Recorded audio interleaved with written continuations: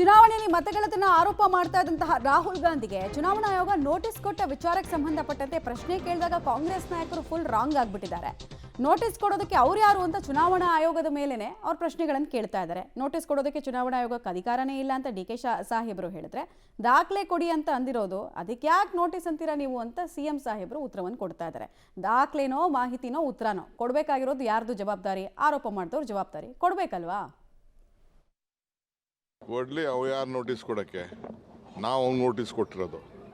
V have powers to give notice, we will give notice. He doesn't have any powers to give us notice. ಯಾವ affidavit ಕೊಡಬೇಕು?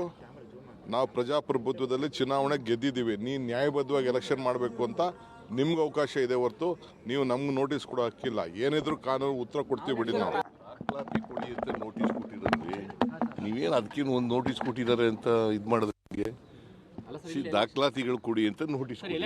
ACC ಅವರು ಮತ್ತು PCC Pradesh Congress ಸಮಿತಿಯವರು ನೋಡ್ಕೊಳ್ತಾರೆ. ಯಾಕೆಂದರೆ PCC ಅವರು ಹೋಗಿ ಅಲ್ಲಿ ಕಂಪ್ಲೇಂಟ್ ಕೊಡೋದನ್ನು ಮಾಡಿದ್ದಾರೆ ಸ್ಟೇಟ್ ಎಲೆಕ್ಷನ್ ಕಮಿಷನ್ಗೆ. ಅವರು PCC ಅಧ್ಯಕ್ಷರಿಗೂ ಕೂಡ ಕೆಲವು ಕ್ಲಾರಿಫಿಕೇಷನ್ಸ್ ಕೇಳಿದ್ದಾರೆ, ಅದನ್ನು ಅವರು ಕೊಡ್ತಾರೆ. ನಮ್ಮ ಅಧ್ಯಕ್ಷರು ಏನು ಕ್ಲಾರಿಫಿಕೇಷನ್ಸ್ ಕೇಳಿದಾರೋ ಅದನ್ನೆಲ್ಲ ಕೊಡ್ತಾರೆ. ದಾಖಲೆಗಳು ಕೊಡಿ ಅಂತೇಳಿ ಸ್ಟೇಟ್ ಎಲೆಕ್ಷನ್ ಕಮಿಷನ್ ಅವರು ಕೇಳಿದ್ದಾರೆ ಅಂತ ಹೇಳಿದರು, ಅದನ್ನೆಲ್ಲ ಕೊಡ್ತಾರೆ, ಅಧ್ಯಕ್ಷರು ಕೊಡ್ತಾರೆ. ನೋಟಿಸ್ ಕೊಡೋದಕ್ಕೆ ಅವ್ರು ಯಾರು ಅಂತ ಕೇಳ್ತಾರೆ. ಸುಮ್ಮನೆ ಕೂತ್ರೆ ನೋಡಿ ಚುನಾವಣಾ ಆಯೋಗ ಸುಮ್ಮನಿದೆ ಅಂತಂತಾರೆ. ಮತ್ತೆ ಏನು ಮಾಡಬೇಕು? ಈಗ ಒಂದು ಕೆಲಸ ಮಾಡಬೇಕು ಕಾಂಗ್ರೆಸ್ ನಾಯಕರು, ಚುನಾವಣಾ ಆಯೋಗ ಹಿಂಗೇ ನಡ್ಕೊಳ್ಬೇಕು ಅಂತ ಹೇಳಿದ್ರೆ ಅವ್ರು ಹಾಗೆ ನಡ್ಕೊಳ್ತಾರೆ ಅಂತ ಅನ್ಸುತ್ತೆ.